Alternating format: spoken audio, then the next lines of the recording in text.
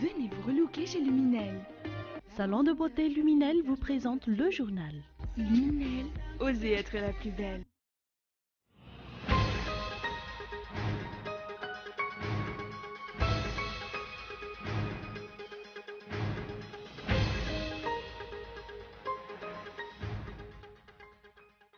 L'Afrique du Sud salue l'initiative du Malagasy Amieng de se déclarer officiellement opposant. Les appels à la libération du vice-président du MAPAR, Augustin Diamananour, se multiplient. Anis Amri, le principal suspect de l'attentat de Berlin, a été abattu à Milan vendredi matin lors d'un contrôle de police.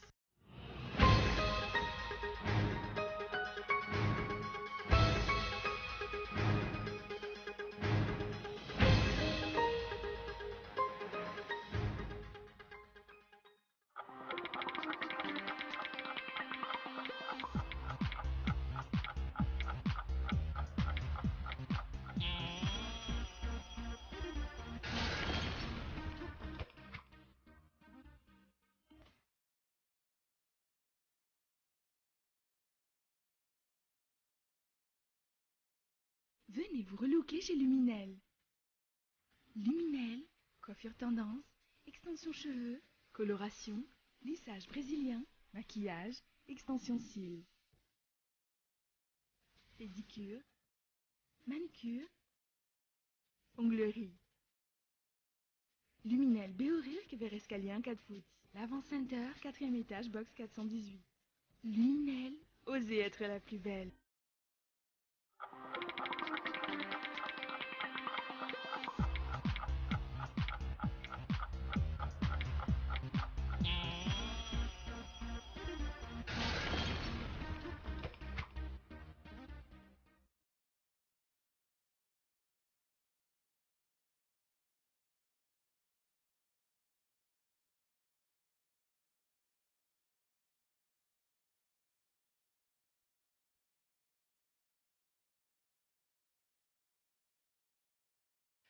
Bienvenue dans cette nouvelle édition du journal en version française sur Cool TV. Dans l'actualité ce soir, l'Afrique du Sud salue l'initiative du Malagasy Amieng de se déclarer officiellement opposant. Il s'agit d'une étape importante, précise son ambassade dans la lettre qu'elle a adressée au parti MMM. Les détails avec Lily Rabiat. L'ambassade d'Afrique du Sud à Madagascar a félicité le parti Malagasy Amieng pour sa décision de se déclarer officiellement opposant. Une décision qui respecte la constitution de la 4e République. L'Afrique du Sud est un pays respectant la démocratie. Il n'est donc pas étonnant qu'il approuve l'initiative du MMM. D'autres pays qui se disent très démocratiques pourtant ne réagissent pas, même si la situation à Madagascar se dégrade de jour en jour, que ce soit sur le plan économique, social ou politique.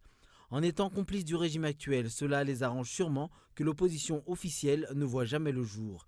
Rappelons que le MMM avait dû attendre plusieurs jours avant que sa demande n'ait été transmise par le président de l'Assemblée nationale à la Haute Cour constitutionnelle.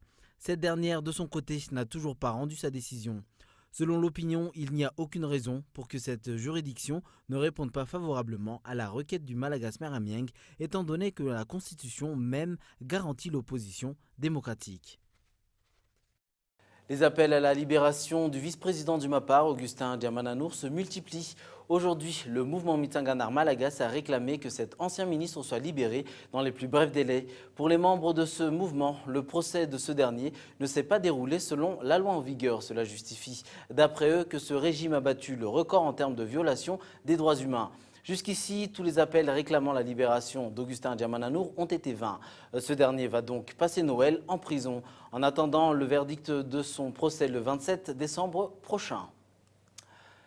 Le parti Malagasy Amieng poursuit les actions sociales en faveur des personnes qui sont dans le besoin aujourd'hui. 80 enfants pris en charge par le centre Le Bon Samaritain ont bénéficié d'un don de sa part. Les parents de ces enfants n'étaient pas en reste. Reportage de Lily Rabiat.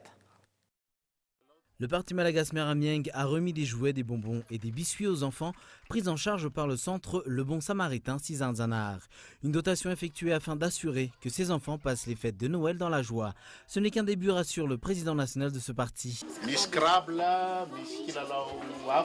Vous allez pouvoir profiter de ces jouets au centre. Il y a des jouets comme des Scrabble. Ne vous en faites pas, nous allons revenir d'ici 1 ou 2 mois pour vous apporter d'autres surprises.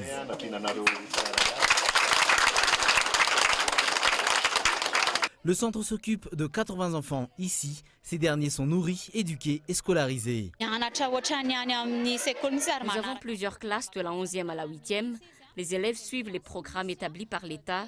Lorsqu'ils passent en classe de 7e, nous les envoyons à l'EPP et nous continuons de prendre en charge leurs frais d'inscription ainsi que leurs fournitures scolaires. En même temps, ils continuent de se nourrir ensemble. Le MMM a également distribué du riz aux parents des enfants, pris en charge par le centre Le Bon Samaritain. Deux personnes ont obtenu la liberté provisoire dans l'affaire de trafic de tortues qui est suivie de près par l'Alliance Voirgas. Cette dernière s'étonne de cette décision. Il y a 6 semaines, ils étaient 6 prévenus à avoir écopé d'une peine de prison ferme. Reportage de Michael Ramarlaï. 6 personnes ont écopé d'une peine de prison ferme le 8 novembre dernier pour avoir tenté d'exporter illicitement environ 200 tortues. Ces prévenus n'avaient pas obtenu gain de cause auprès du tribunal de première instance. Puis 2 d'entre eux, ayant interjeté appel, ont bénéficié d'une liberté provisoire. L'Alliance Voirgas s'étonne. Pourquoi ? Parce que, pour ne pas dire, et je pense que c'est pas trop dire, c'est la nation tout entière qui se déclare jalouse des ressources naturelles et surtout des espèces endémiques qui se trouvent à Madagascar, dont les tortues. Les tortues sont des animaux qui se trouvent précisément et spécialement à Madagascar en grand nombre. Et on essaye de les exporter ailleurs pour que ailleurs ça devienne une richesse. Selon l'Alliance Voirgas, les personnes impliquées dans ce trafic sont très riches et se disent proches du chef de l'État. L'avocat de cette association craint ainsi que ces dernières ne quittent le pays. Généralement, ce que l'on craint, et c'est le cas dans à plusieurs reprises, au moment où on leur donne une liberté provisoire, les prévenus vont tenter de trouver des moyens pour fuir et quitter Madagascar. Ainsi donc, il n'y aura pas des peines modèles. Ce ne sont pas des faits je veux dire que c'est ce qui se passe généralement, mais je ne dis pas que c'est ce qui va se passer. On craint donc que l'exemple de ce qui se passe, des exemples précédents vont être traités ici. L'indépendance de la justice est une nouvelle fois remise en cause dans cette affaire. Sur un tout autre sujet, la CENI va faire tout son possible pour que les prochaines élections soient transparentes, crédibles et acceptées par le grand nombre, a affirmé ce jour le président de cette commission. Des promesses que les électeurs ont l'habitude et ont l'as d'entendre.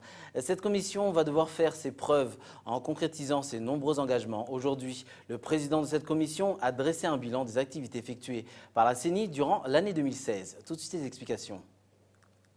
Enfin, le 1er décembre dernier, la CENI a procédé au lancement officiel de la révision annuelle de la liste électorale dans la ville de Tuléar.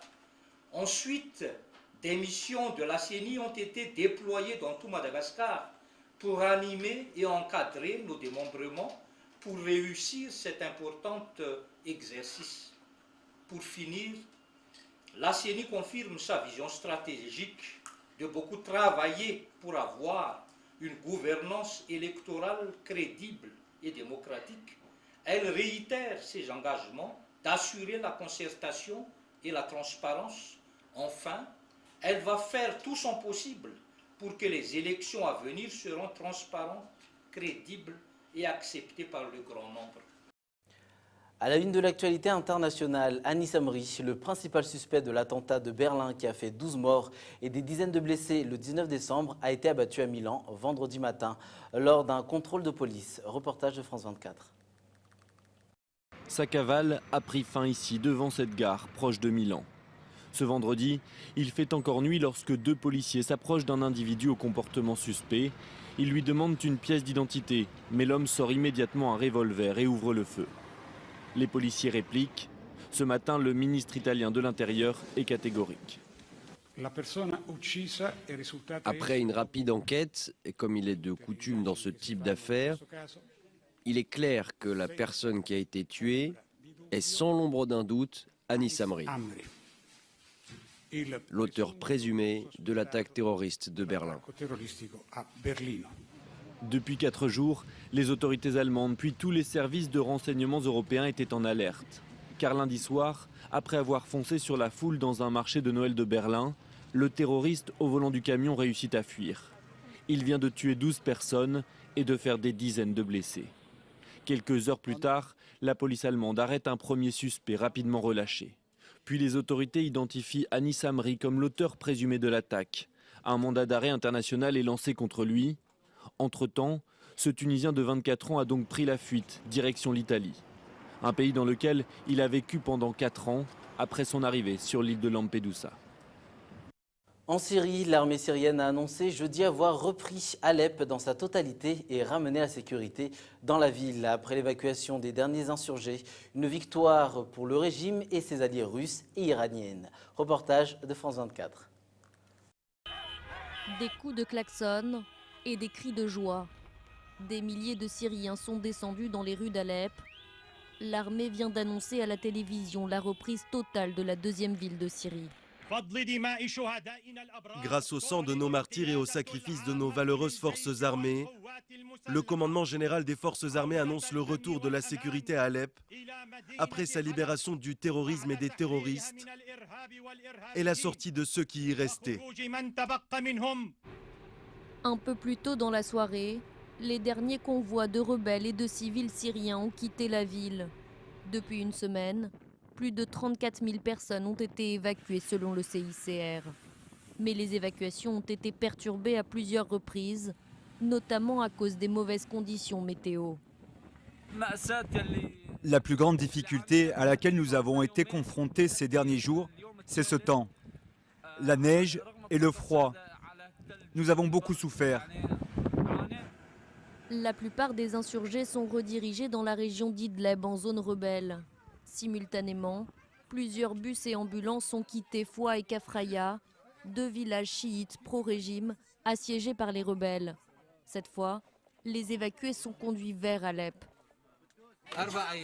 Nous sommes ici depuis 4 jours.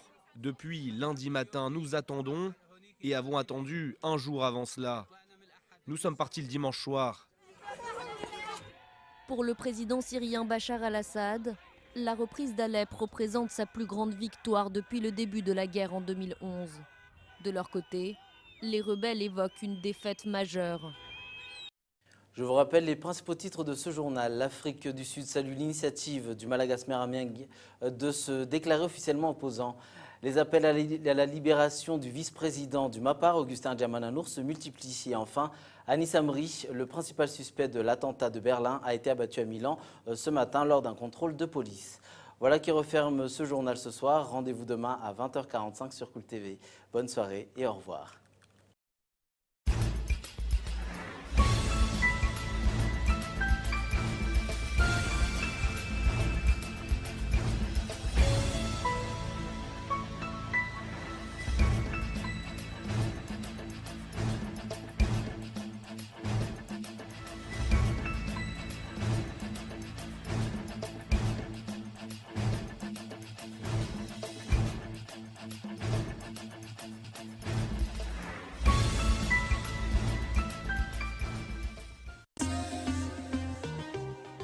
Venez vous relooker chez Luminel. Le journal vous a été présenté par Salon de beauté Luminel. Luminel, osez être la plus belle.